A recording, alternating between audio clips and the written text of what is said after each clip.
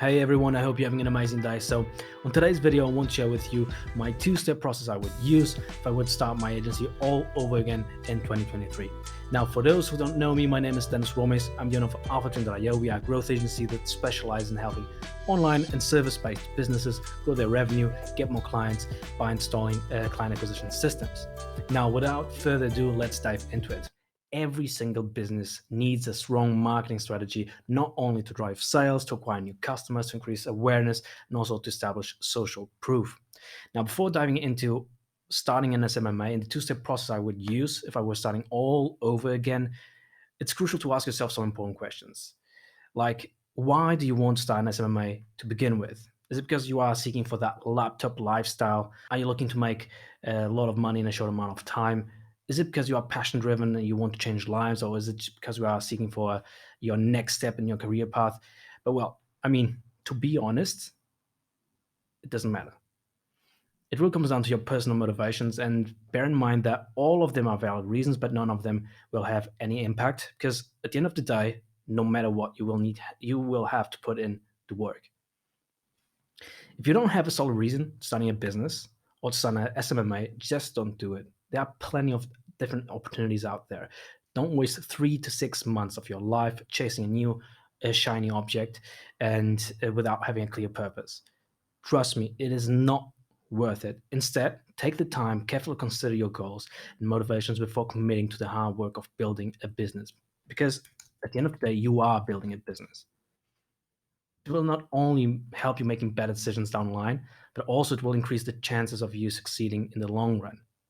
Whether it is with an agency, with as a leverage consultant, if it's drop shipping, whatever it is. Now, I will show you the two-step process in a minute, but before actually doing so, let me just share with you the business model. Once you have a clear why you want to start an agency or an SMMA, understanding the agency business model is key for your success. And there are a few things that you want to consider. First of all, it's a heavily sales-driven business model, which means that you will need to conduct a lot of sales calls. So you need to be proactive with outreach, with sales, with following up with leads, all of that stuff. So if you are not that passionate about sales, that's not a problem. But if you are not willing to commit the hard work that it is required for you to make sales happen, well, maybe this is not for you. As your agency grows down the line, you may even need to hire a sales team to keep up with the demand. But I mean, for the first year or for the first year and a half or two, it will be probably you, the business owner or the agency owner, conducting most of the sales. And note one thing: never stop acquisition. Never stop acquisition. It's all about driving attention to yourself. And if you stop driving attention to you, your business ends up failing. On the other hand, one major upside, and that's why so many people are diving into this type of online business, it's a low risk business model. You can start outreaching for free and you can make a lot of money if you know how to build a proper strategy and give the market what the market needs. Now, keep in mind that in the SMMA space, usually it operates in a done for you type of model, which means someone, you, your team, or a contractor, will be responsible for the fulfillment of the service. I know this seems kind of obvious, but I've seen countless times new agency owners that have absolutely no idea or understanding on how to deliver what they just sold to their clients. Don't be that guy. Okay, so let's take a dive into the two-step process I would use to start my agency all over again. Now, the first step, if you haven't noticed, I do talk a lot about acquisition, and not only me. Nowadays, everyone is talking about acquisition, but acquisition, it's all about attracting more customers or attracting attention to you. If I was starting my agency all over again, instead of worrying with the website, with the logo, with the name, with how I would structure my sales pitch, how I would fulfill, the first thing I would do is sell something to someone. That's the first step. So you need to choose a niche that will help you out down the line. The niches aren't the richest, right? So pick one industry, one avatar, one type of business that you will go after. Build an offer. Usually the offer is nothing more than solving a problem that that industry or that niche has, and they simply cannot go around it without external help. So it's all about being a painkiller. In today's marketplace, no one will pay you for something that it's yeah, okay, it's good to have. No, they want something that is absolutely crucial. And once you have your offer, there are two types of acquisition methods. You can do outbound or inbound. Outbound is usually where everyone starts. Now, when it comes to outbound, do one thing. So you chose your niche, you built your offer, you have uh, you have chosen your main acquisition mechanism, and now you want to test your product or service market fit. So what I would recommend is I would start with one niche, one offer, one cold outreach mechanism, and one channel.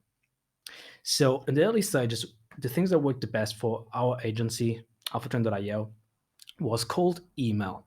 Cold email was what got me the first few clients. I did cold calling as well, and we did Instagram DMs as well. Now, I would not try to spread it too thin across the different channels. I would try with one single channel. For example, if you want to do Instagram DMs, do Instagram DMs, but do just that.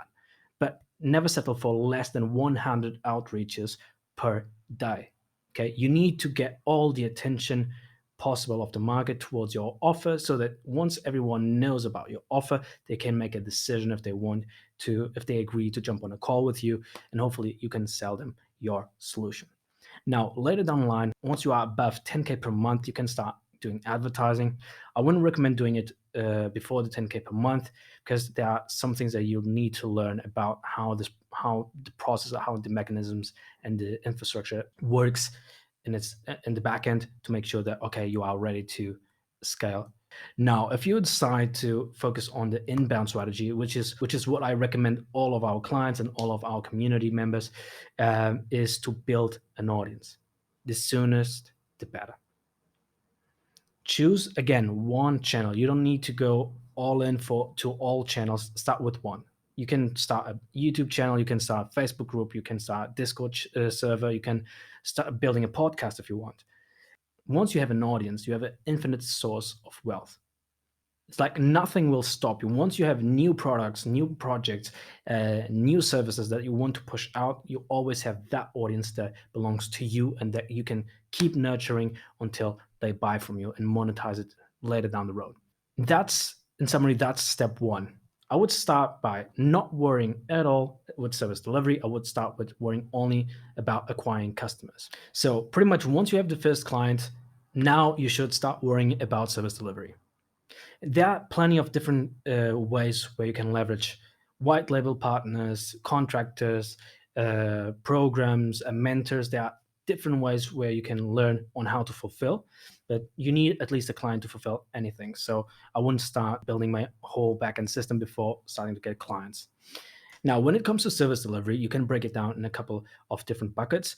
Firstly, delivery method. So, how will you deliver your product to your client? Is it on a one to one basis? Is it in a small group environment? Is it one to many? Usually, just a hint in the SMMA space, at least it tends to be a one to one. That's why it's more valuable and people pay more for that one to one relationship instead of having it in a group environment.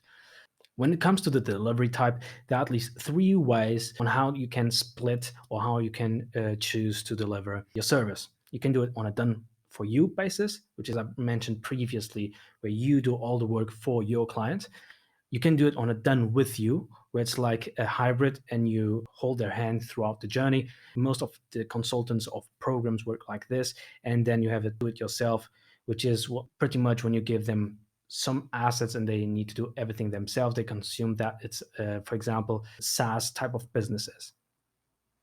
Now, then we have the delivery cube. And by the way, I stole this from Alex Hermosi. He is pretty famous. Now, when it comes to the deliverables, something that Alex Hermosi famously named the delivery cube is pretty much how you deliver your service. Is it through media? Is it through resources like PDFs or docs? Is it on a live environment? Is it interactive? Like, is it a software? So there are different ways. And my advice, if you want to make your offer more compelling, mix at least two of them. So more than one. Okay. Now, one thing that makes or breaks an agency, and this is something that I only understood at least 8 months in, is speed. One of our mantras in our agency is speed is king. And the reason being is because when I look back, the reason why we have clients that stayed with us for more than a year is mostly because our speed of communication, speed of delivery, and also the speed on jumping on calls with them. So the support in itself. In our agency, we chose to go with the chat type of support, where we pretty much what we do is we set up a WhatsApp group for each and every one of our clients. Sometimes we use Slack as well. Discord is only for our program members. You can also do email, you can do phone via SMS or knowledge center. Most of the SaaS type of businesses use this last one. Now, one thing that you should not take lightly is how speed and customer support interacts with each other. I mean, the reason why we get so many referrals is because we are extremely fast when it comes to client communication. And that not only gave us a lot of referrals, of course, we are getting great results for our clients, but one of the things that, after making a quick survey, we realized that the thing that they appreciate the most is how quick we are responding to their queries, how quick we are following up with them, and how we always keep them accountable to what needs to be done. If you have such a good communication with your client, it's inevitable that you end up knowing him on a more personal level. So he will end up opening more to you, and you will know where are other different pains within his business or her business that needs to be solved. So that way you can start upselling them with complementary services or complementary products.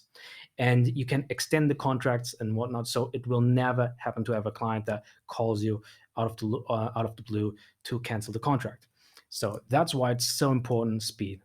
So, in a nutshell, if I was to start all over again, instead of focusing on first on delivery and then on acquiring clients, I would do it the other way around. So, I would start with getting as many clients as I could. Once I get the first client, I would start worrying about service delivery and then following the same pattern. Again, I could break this down in a lot more detail, and if you want me to do so, just let me know. But this pretty much sums it up. Acquisition. Now, as a bonus, one thing that I want to mention is get a mentor. I mean, I know this seems obvious, but you would not believe how valuable this is. I know that most of the information nowadays is free on the internet, on Spotify, YouTube, Google. You can search everything. You can even use ChatGPT if you want to make more interesting searches. But if you want to succeed and you want to have a faster evolution or a faster success rate, it's especially in this type of environment, this type of a business, it's essential to surround yourself with like-minded business people, like-minded individuals, and who share the same goals and mindset that you share. So not only will this help you stay more competitive and keep up with the latest trends. In fact, if I were starting an SMMA today, I would absolutely join a community or program to get support and mentorship I need to succeed. By leveraging the support of others, you can set yourself up for success and avoid common pitfalls that can hold you back. And well, I hope this serves you.